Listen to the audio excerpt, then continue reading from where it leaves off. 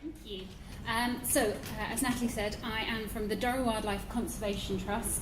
And just a little bit of background for those of you that might not know a lot about us. We were founded just over 50 years ago by the author and naturalist Gerald Durrell.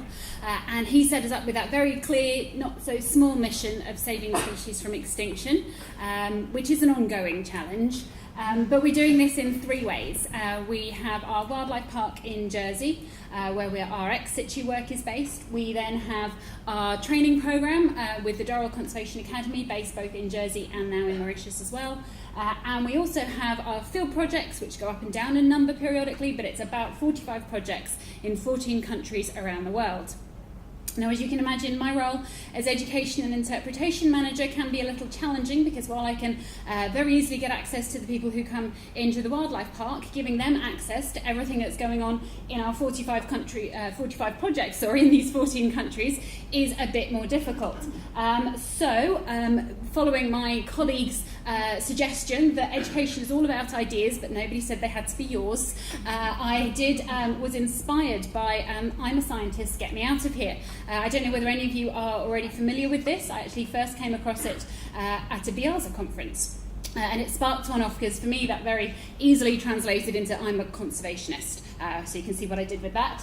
And so what we wanted to do was to get this idea that we could put Key Stage 3 students in contact with our field conservationists. I've got these people who are out all around the world working on the ground to try and save species. They're very, very passionate about what they could do. What better ambassadors could I have? It was just a case of getting them in contact with the students. And this, of course, is where the technology starts to make such a difference, making our world that little bit smaller.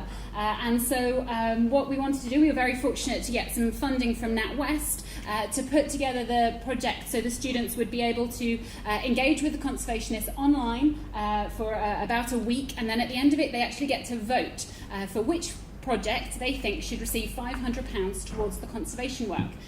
So this is where the NatWest funding came in. So I did, not really victims, but volunteers. I managed to drum up 4 of our field conservationists from different parts of the world, each representing different species. We had Lloyd representing the mountain chicken frog in the Caribbean, Liz from a more local project in Jersey, looking at the reintroduction of the red-billed choughs, Lance out in Madagascar talking about ploughshare tortoises, and Franny in Galapagos talking about the mangrove finch. Now, much as I cunningly tried to describe I've got 3 critically endangered species and one that I listed as locally extinct. I'm sure the ornithologists will be very quick to point out.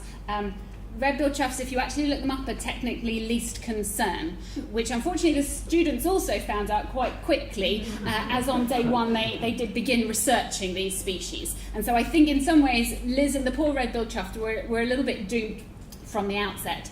But we started by finding out how the children felt about these already, what they already knew about where Durrell was working, so a little bit of pre-project evaluation, launched it, and as I said, as soon as they started researching, the red-billed chough did start to lose points somewhat, but they were also then set their homework, which was to actually visit the blogs. So each of the conservationists had a blog that they were supposed to be updating every day with what they'd been doing and new exciting events and photos and videos and things. Then on the second day, we actually gave the students the opportunity to talk to them directly. We set up Skype calls. While not every child could obviously get on the phone with them, they were able to, in their classes, come up with questions that were asked and presented to the conservationists, and they were all in the hall together to actually hear what was going on and see little bits of Madagascar and things in the background. The head teacher was very excited to be the first school in Jersey to talk to Madagascar. Jersey, it was a big deal for him anyway. A week later, we then had another science lesson where they were actually engaging and campaigning for their favourite. We got the results, which was that Lance and the ploughshare tortoise won. Baby tortoises are very hard to compete against. I'm going to do the results at high speed now. So what we discovered was that before they didn't know as much, and afterwards they knew more, which was great. But it is always reassuring that it worked. But we wanted to know how long that worked, because what I've proved there is that it worked for a week. So we then did go back 6 months later to see what they knew, and inevitably teenagers have forgotten a lot of what we told them. But actually, still, some of them, the green line, oh, have I got a pointer? Yes, my green line. I've still got much more green on this side than blue on that side, which is still sort of heading the way that I want it. In a similar way, we wanted to know whether their attitudes had changed, and we had significant results for our 4 focal species, that they were much more concerned afterwards, and we didn't have the same results for our control species. And in a similar pattern, we have got more, as I said, more on the right-hand side and less on the left-hand side 6 months later. They had a very interesting feedback that the diversity of elements within the project really seemed to engage different students, but what made a big impression was talking to them.